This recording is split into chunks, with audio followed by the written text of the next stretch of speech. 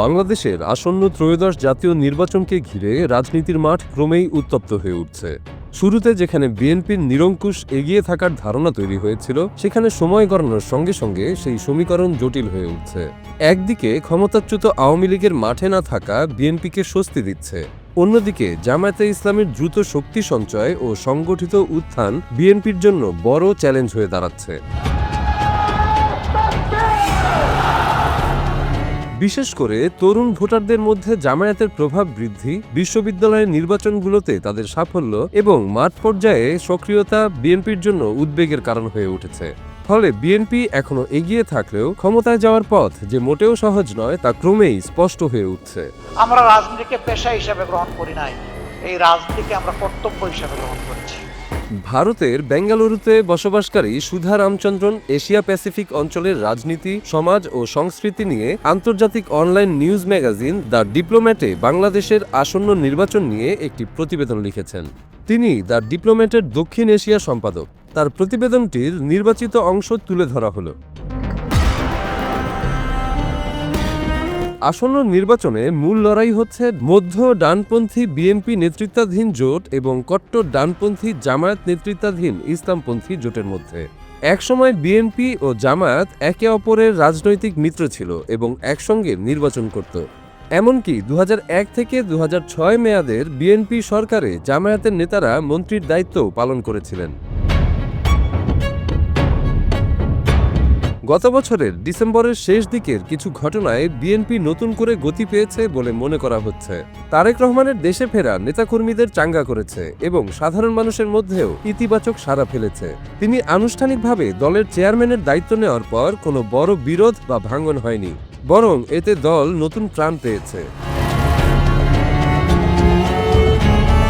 বাংলাদেশে ফেরার কয়েকদিনের মধ্যেই তার মা খালেদা জিয়া মারা যান। তার মৃত্যু তারেক রহমান ও বিএনপির প্রতি সহানুভূতির ঢেউ তুলতে পারে। ধারণা করা হচ্ছে এগুলো আসন্ন নির্বাচনে দলটির জন্য ইতিবাচক প্রভাব ফেলবে। তবে বিএনপির ক্ষমতায় যাওয়ার পথ মোটেও সহজ নয়, কারণ জামায়াতও ধীরে ধীরে শক্তি বাড়াচ্ছে। 1971 সালের মুক্তিযুদ্ধের সময় জামায়াত ও অন্যান্য ইসলামপন্থী সংগঠন বাংলাদেশের স্বাধীনতার বিরোধিতা করেছিল। তারা পাকিস্তানের সঙ্গে সহযোগিতা করে এবং ভয়াবহ যুদ্ধাপরাধে জড়িত ছিল। এর খেসারত জামায়াতকে দীর্ঘদিন দিতে হয়েছে। যদিও দলটির শক্তিশালী ও সুসংগঠিত তৃণমূল নেটওয়ার্ক আছে এবং রাজপথের উল্লেখযোগ্য শক্তিও আছে, তবুও অতীতে তারা বড় কোনো নির্বাচনী সাফল্য পায়নি। তবে এবার পরিস্থিতি বদলাতে পারে। সাম্প্রতিক কয়েকটি বিশ্ববিদ্যালয় ছাত্র সংসদ নির্বাচনে জামায়াত ভালো ফল করেছে। শহুরে তরুণদের মধ্যে তাদের সমর্থন বাড়ছে বলে ধারণা করা হচ্ছে।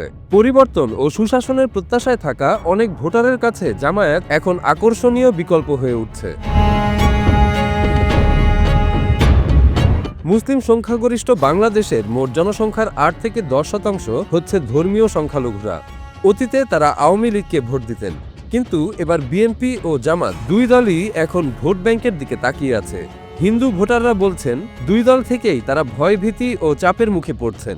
এছাড়া নেতৃত্ব পর্যায়ে বিএনপি ও জামাত দুই দলই আওয়ামী লীগ সমর্থকদের টানতে নিজেদের ভাবমূর্তি বদলানোর চেষ্টা করছে। এই কঙ্কালের গায়ে আমরা গোশত লাগাবো এবং আমরা চামড়াও লাগাবো ইনশাআল্লাহ। এটাকে একটা জীবন্ত বাংলাদেশ বানাবো ইনশাআল্লাহ। এলডিপির নেতা কর্নেল অবসরপ্রাপ্ত অলি আহমেদ একজন খেতাবপ্রাপ্ত মুক্তিযোদ্ধা।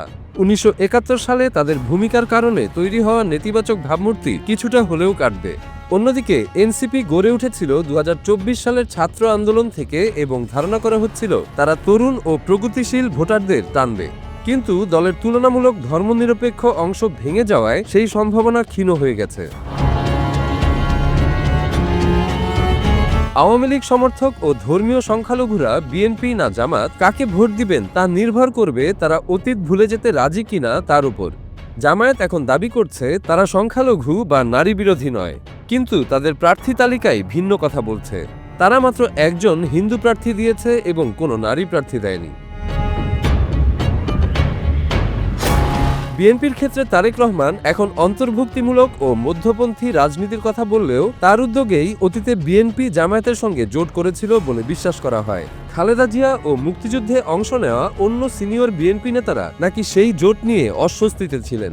এছাড়া বিএনপি এবার মাত্র 2 জন হিন্দু প্রার্থীকে মনোনয়ন দিয়েছে। আওয়ামী লীগ সমর্থকরা এটাও বিবেচনায় নেবেন যে ভবিষ্যতের জন্য বিএনপি ও জামায়াতের মধ্যে কে তুলনামূলক ভালো বিকল্প। নতুন ভিশন তাদের কিছুটা এগিয়ে রাখছে, কিন্তু আওয়ামী লীগের সঙ্গে কয়েক দশকের বৈরিতা কি তারা ভুলতে পারবে?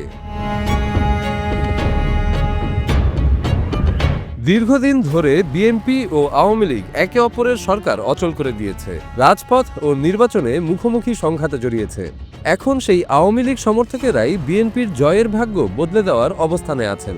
ভোটের দিনে তারা কি বিএনপিকে জয়ের দোরগোড়ায় পৌঁছে দেবেন?